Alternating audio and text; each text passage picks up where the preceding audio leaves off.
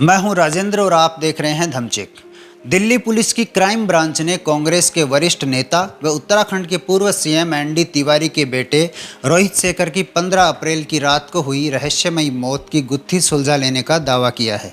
Police के अनुसार 2018 में रोहित शेखर के साथ शादी करने वाली अपूर्वा शुक्ला त्रिपाठी ने अपने ही पति की हत्या का गुनाह कबूल कर लिया है। 40 वर्षीय रोहित शेखर 15 अप्रैल की रात को अपने डिफेंस कॉलोनी स्थित मकान में मृत पाए गए थे। रोहित शेखर की अचानक मौत के बाद उन्हें हार्ट अटैक आने की खबर सामने आई थी, लेकिन पोस्टमार्टम रिपोर्ट ने इस केस का रुख पलट दिया। रिपोर्ट में पता चला कि रोहित शेखर की हत्या हुई है। रिपोर्ट में यह भी बताया गया कि उनके गले पर कुछ निशान मिले हैं, जिससे यह साबित होता है कि उनकी हत्या गला दबाकर की गई है। जिसके बाद पुलिस ने पड़ताल शुरू की और कई लोगों से पूछताछ की। पुलिस जब पड़ताल में जुटी तो घर के सीसीटीवी कैमरों की फुटेज चेक की और पाया कि कोई भी बाहरी व्यक्ति रोहित शेखर के घर नहीं आया था। सीसीटीवी फुटेज से ही पुलिस को यह भी पता चला कि घटना वाले दिन रोहित रात 11:30 पर खाना खाकर घर की पहली मंजिल पर बने अपने कमरे में सोने चले गए थे। उसके बाद रात तकरीबन 1:30 पर अपूर्वा ग्राउंड फ्लोर से पहली मंजिल पर जहां रोहित सो रहे थे उस कमरे में जाती हुई नजर आई।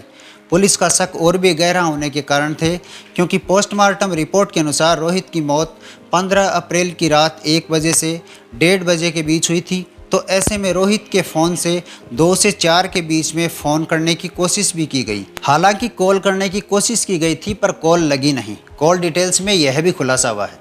वारदात के दिन घर में कुल 6 लोग मौजूद थे, जिनमें से ना कोई बाहर गया और ना अंदर आया।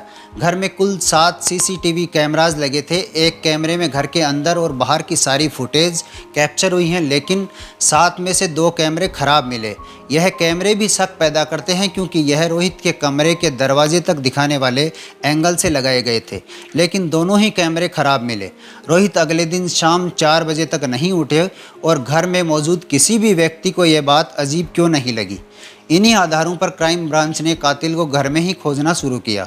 अपूर्वा पुलिस का प्राइम सस्पेक्ट थी और दूसरे नंबर पर रोहित का भाई सिद्धार्थ भी पुलिस का सस्पेक्ट था, क्योंकि करोड़ों की संपत्ति के चक्कर में पुलिस सिद्धार्थ को भी सस्पेक्ट की तरह देखती रही।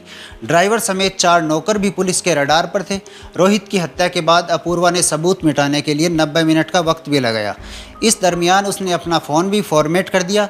अपूर्वा ने पुलिस को बताया कि रोहित और उसके बीच हत्या से पहले हाथापाई भी हुई थी, लेकिन अपूर्वा हत्या करने में कामयाब रही।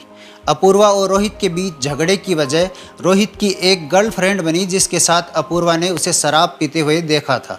अपूर्वा पुलिस की पूछताछ में बिखर गई और मैट्रिमोनियल साइट पर तय हुए इस रिश्ते के विश्वास की गुनहगार बन गई। इस घटना के अपडेट्स हम आपको दिखाते रहेंगे। आप देखते रहिए धमचिक। शुक्रिया।